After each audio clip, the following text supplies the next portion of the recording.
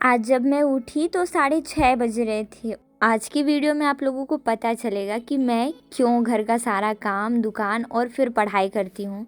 वैसे जब मैं उठी तो मेरे घर के कोई भी नहीं उठे थे सो कर के, और मौसम काफ़ी अच्छा था। मैं बाहर निकली ताकि थोड़ी ताज़ा हवा मुझे मिले और मन को ताजगी महसूस हो, क्योंकि सारा दिन मैं दुकान में रहती हूँ और मुझे काफ़ी ज़्यादा स्ट्रेस हो जाता है। मुझे फूल बहुत ज़्यादा पसंद है और ये खिल करके मेरा मन हमेशा के लिए ताज़ा कर देते हैं। सुबह सुबह जब आज मैं 7 बजे उठी, 7 नहीं बजे थे जब मैं उठी थी, तो 6:30 बज रहे थे। सबसे पहले मैं घर से बाहर निकली और चारों तरफ देखी। मेरे घर के तो मेरे घर, मेरी मामी लोग भी नहीं उठे थे। Hello everyone, good morning, Radhe Radhe, सुप्रभात और welcome back to my new another blog. उम्मीद करती हूँ आप सभी अच्छे होंगे। जितना टाइम मैं सोची थी ना उतना टाइम मैं उठी नहीं। अरे यार, ये ताला लगा होता है। मेरा मन तो करता है बाहर जाने का, पर जा नहीं सकते क्योंकि ताला लगा है। हाँ, तो मैं उठने वाली थी ना 4-5 बजे, पर मेरी नींद 6 बजे खुलती, 6:30 बजे। तो बात ऐसी है कि काम। हाँ हाँ, कस्टमर है भाई, ऐसे में बताई ना। सुबह उठते उठते दीदी दरवाज़ा खोलो। कल रात अपनी सारी पढ़ाई पूरी करके मैं सो गई थी 2 बजे। फिर सुबह जब मेरी नींद खुली और मैं बाहर गई हुई थी, इतने में हमारे एक कस्टमर ने शटर नॉक किया और मुझे फिर इधर आना पड़ा। तो सबसे पहले मैंने अपने पहले कस्टमर को दिया सामान, और शटर बिल्कुल भी नहीं खुल रहा था। मेरे हाथ में दर्द होने लगा था और इस वक्त तो मुझे ऐसा लग रहा था अब मेरी आँखों से आंसू गिर जाएंगे, क्योंकि बहुत ज़्यादा शटर वज़न था। वज़न साथ में ये खुल नहीं रहा था, काफ़ी ज़्यादा टाइट हो गया था, पता नहीं क्यों। फिर मैंने पहले दुकान और दुकान के बाहर की सफाई की और घर पर अभी भी कोई नहीं उठा था, तो मुझे दुकान देखने में थोड़ा सा दिक्कत हुआ। तो मैं दुकान में अपना कैमरा फिट की और चली गई झाड़ू लगाने, क्योंकि सुबह सुबह ऐसे हमारे हिंदू धर्म में कहा जाता है कि घर साफ़ करना चाहिए। मैंने रूम में पढ़ने की प्लानिंग की थी, पर मेरी मम्मी कह रही है मुझे ठंडी लग रही है, दुकान बंद कर दो और तुम रूम में पढ़ो। तो मैंने कहा मैं दुकान में ही पढ़ लूँगी। इस वजह से मैं अपना सारा सामान लेके दुकान में आ गई हूँ और अभी 7:30 हो रहे हैं, तो हम यहीं पे पढ़ेंगे। Don't forget to like, comment and subscribe my channel. Okay, चलो करते हैं। चीज़ें हम कभी भी जैसा प्लान करते हैं हमें बिल्कुल वैसे नहीं मिलती। मैंने तो सोचा था मैं 8 आवर दुकान में रहकर स्टडी चैलेंज करूँगी, पर चीज़ें सडनली बंद हो गई।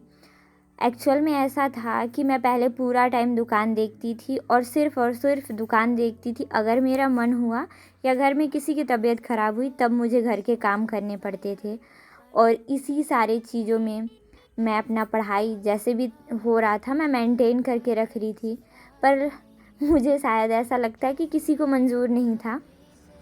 हम जब कॉलेज जाते थे या फिर स्कूलिंग थी मेरी, तो मेरी बहनें छोटी थी और अब तो दोनों बड़ी हो गई हैं, सारा काम कर सकती हैं। पर समय के साथ ऐसा हुआ कि मैंने ड्रॉप आउट लिया। मेरी एमएससी कंप्लीट हो गई है केमिस्ट्री से, और मैंने एमए करने का प्लान किया, और वो भी प्राइवेट से तो चल रहा है। और इसी वजह से मैंने अपने घर में ये कहा कि मुझे बाहर पढ़ाई करनी है। मम्मी को ये मंजूर नहीं था, क्योंकि घर के बाहर लड़कियां सेफ़ नहीं होती, ऐसी मेंटालिटी है, और इसी वजह से मेरी स्वतंत्रता छिन गई।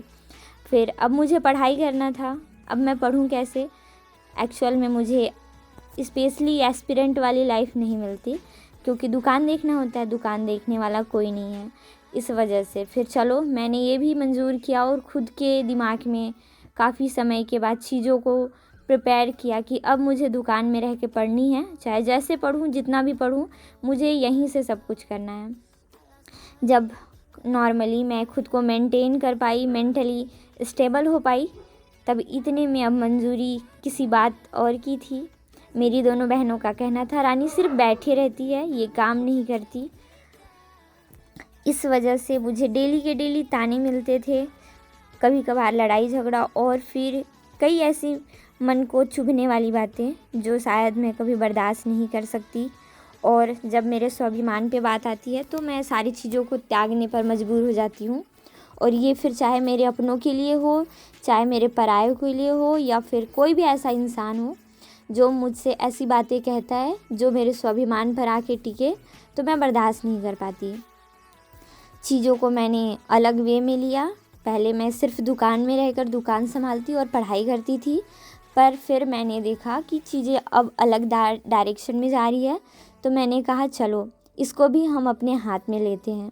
मैंने अपनी दोनों बहनों को कहा, भाई तुम जो करती हो वो मत किया करो, वो काम भी आज के बाद तुम दोनों मेरे ऊपर छोड़ दो, मैं करूँगी चाहे जैसे करूँ।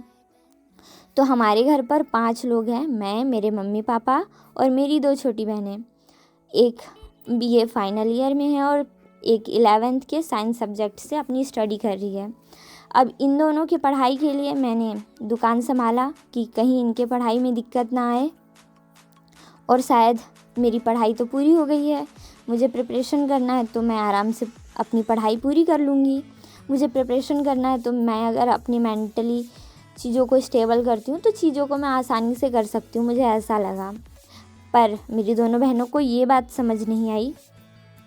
इन्हें बस हम 5 के लिए खाना बनाना और बर्तन झाड़ू करना पड़ता था, और इन दोनों को ये भी हजम नहीं हुआ, और डेली झगड़ा, चीज़ों को लेके हरासमेंट, और फिर कई ऐसी बातें जो दिक्कत करती थी।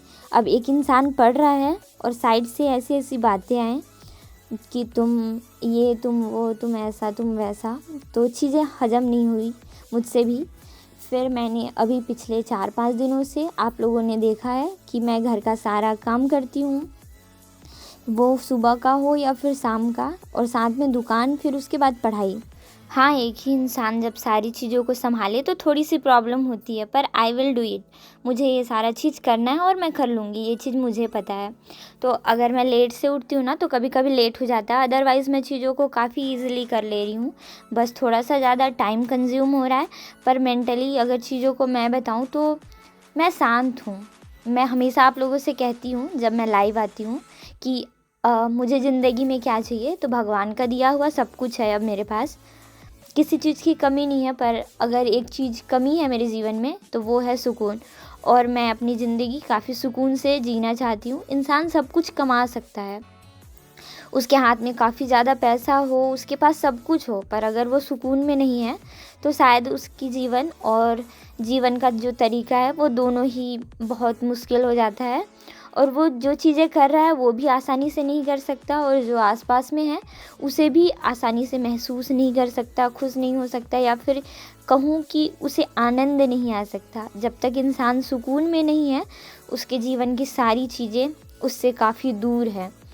तो फिर बात ऐसी थी, चीज़ों को मैंने अपने हाथ में लिया। मैं सारा काम निपटाने के बाद डेली ये सोचती हूँ कि अब मेरे पास जो भी समय है वो चुपचाप से मुझे पढ़ाई करनी है। मेरे पास बहुत सारे दोस्त नहीं हैं, मेरे पास बहुत सारे चिट-चैट ऑप्शंस नहीं हैं। हाँ, ऐसा नहीं है कि लोग नहीं हैं, पर मैं इन सारी चीज़ों से दूर रहती हूँ, बिकॉज़ सबसे बड़ी चीज़, मैं इन सारी चीज़ों के बाद मेरी हालत काफ़ी ख़राब हो जाती है, मुझे मन नहीं करता, मैं थोड़ी चिड़चिड़ी हो जाती हूँ। फिर अगर मैं लोगों से बातचीत करती हूँ तो हो सकता है मैं उन्हें कुछ उल्टी-सीधी बातें बोल दूँ, जिससे वो बुरा मान जाएँ, जो मैं नहीं चाहती। दुकान में कल आया हुआ था सामान, इन सारे सामानों को मैंने सही जगह पर व्यवस्थित किया, और खुशप्रीत ने मेरी काफ़ी हेल्प की। तो इन सारी चीज़ों के बाद मैं पढ़ने बैठ जाती हूँ, क्योंकि ये मेरा फर्स्ट प्रायोरिटी है। लोग मुझे चाहे जितनी बार रोकें, चीज़ों से दूर करें, पर इन सारी चीज़ों से मुझे कोई नहीं दूर कर सकता। जैसे लोगों की हैबिट में होती है ना कि उन्हें गाना सुनना है, उनको गाना, अगर वो सैड है तब भी सुनेंगे, खुश होंगे तब भी सुनेंगे, सेम चीज़ मुझे पढ़ना है। अब मेरे पास प्रॉब्लम है, इसका ये मतलब नहीं है कि मैं अपनी पढ़ाई छोड़ दूँगी। हो सकता है मैं दिन में 4 घंटे पढ़ पाऊँ, 3 घंटे पढ़ पाऊँ, या फिर कभी कभी 1 घंटे ही पढ़ पाऊँ, पर जो मेरी पढ़ाई है वो मैं किसी भी हालत में पूरी करूँगी। दुकान का काम तो पूरा हो गया था, पर मैं फ़ोन चला रही थी। एक्चुअली मुझे भी तो वो है ना, लत लगी हुई है रील्स स्क्रॉल करने की, पर बहुत ज़्यादा नहीं, क्योंकि मैं थोड़ा सा थकी हुई थी। फिर मैंने सोचा थोड़ा रेस्ट कर लूँ, क्योंकि खाना बनाया, फिर उसके बाद तुरंत आकर के इन सारी चीज़ों में लग गई, और काफ़ी ज़्यादा था। फिर मतलब थोड़ा सा रेस्ट चाहिए माइंड को अच्छा रहने के लिए, तो इस वजह से हमने लिया था अच्छा खासा रील्स स्क्रॉल करने का टाइम। सुबह हिस्ट्री और करंट अपडेट तो मैंने पढ़ रखे हैं, तो फिलहाल अभी मैं करंट अफेयर ही स्टार्ट करूँगी, उसके बाद मैं ज्योग्राफी करूँगी। और ज्योग्राफी के साथ साथ सीजी लैंग्वेजेस, कहीं ना कहीं मुझे थोड़ा थोड़ा प्यार करना पड़ेगा इस मैथ और रीजनिंग के क्लास से, तब जाके मेरा कुछ होगा ना। अदरवाइज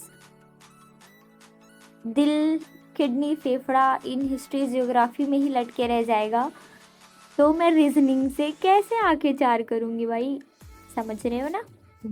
चलो, फिर एक एक करके मैंने अपने सारे स्लॉट कंप्लीट किए और जो जो पढ़ना था मैंने पढ़ाई पूरी की।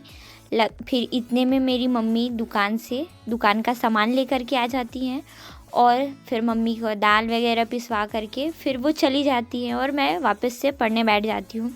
घर के छोटे मोटे काम बीच बीच में करने पड़ते हैं, ऐसा नहीं है कि कंटिन्यू पढ़ने बैठी हूँ तो पढ़ना पड़ रहा है और पढ़ रही हूँ।